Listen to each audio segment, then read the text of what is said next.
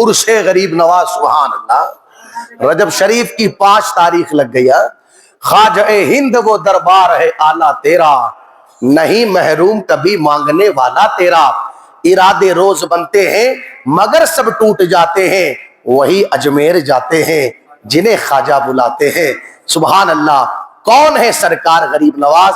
میں کہتا ہوں آج سروں پر ٹوپیاں سجی ہیں, چہروں پر داڑیاں سجی ہیں, مسجدوں سے اذانوں کی آوازیں آ رہی ہیں, زبان پر کلمہ جاری ہے. یہ صدقہ ہے عطائے رسول سرکار خواجہ غریب نواز رضی اللہ تعالیٰ عنہ کا. سرکار غریب نواز رضی اللہ تعالیٰ عنہ کا مبارک نام حسن ہے. کیا ہے؟ آپ کا نام حسن ہے. آپ کے والد کا نام سید غیاث الدین, ٹھیک. آپ کی والدہ کا نام بی بی مہنور رضی اللہ تعالیٰ عنہ. سبحان اللہ.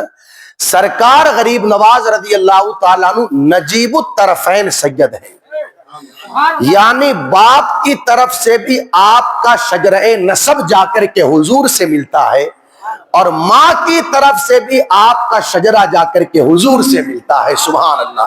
نجیب الطرفین سید ہیں.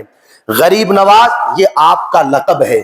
عطائے رسول یہ آپ کا لقب ہے. سلطان الہند یہ آپ کا لقب ہے. نائب رسول یہ آپ کا لقب ہے. یہ سارے القابات ہیں سرکار غریب نواز رضی اللہ تعالیٰ عنہ کے.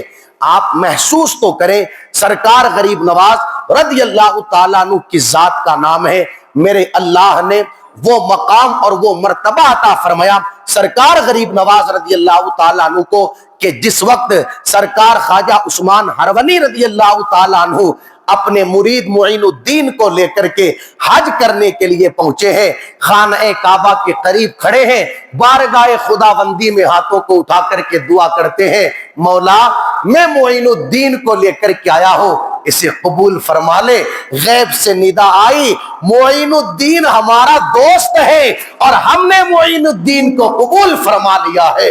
سبحان اللہ. رب کی بارگاہ سے یہ ارشاد ہو, معین الدین ہمارا دوست ہے, ہم نے اسے اپنی بارگاہ میں قبول فرما لیا, وہ سرکار غریب نواز کی ذات ہے.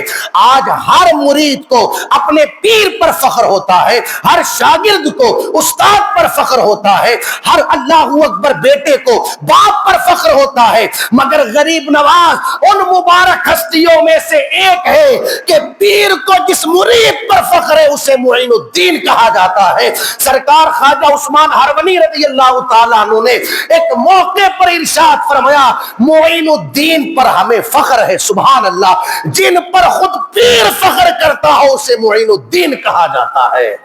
یہ سرکار غریب نواز رضی اللہ تعالیٰ عنہ کی ذات ہے. 15 سال کی عمر مبارکہ ہوئی جس وقت سرکار غریب نواز رضی اللہ تعالیٰ عنہ کی, آپ کے والد کا انتقال ہو گیا. والد کا انتقال ہوا تو والد کے انتقال کے بعد ان کے حصے میں ایک باغ آیا اور ایک پنچکی آئی. بس اسی کے ذریعے گھر کا گزارا کرتے تھے.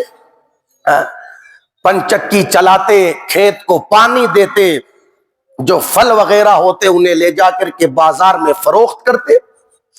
ایک دن ہوا یوں, ایک نورانی چہرے والے بزرگ باغ میں تشریف لے کر کے آئے. سبحان اللہ. جنہیں دنیا حضرت ابراہیم قندوزی رحمت اللہ علیہ کے نام سے جانتی اور پہچانتی ہے. باغ میں آئے, سرکار غریب نواز رضی اللہ تعالیٰ عنہ نے پہلے ان آنے والے بزرگ کو کبھی دیکھا نہیں تھا. مجذوب بزرگ تھے. کون تھے؟ مجذوب. توجہ ہے آپ کی. مجذوب. مجذوب کہتے کسے ہیں؟ ہاتھوں میں 10-5 انگوٹھیاں پہن لینا اسے مجذوب نہیں کہتے. رنگ برنگے کپڑے پہن لینا اسے مجذوبیت نہیں کہتے. منہ سے لال کا ٹپکنا اسے مجذوبیت نہیں کہتے. بال بکھرے ہوئے ہو اسے مجذوبیت نہیں کہتے.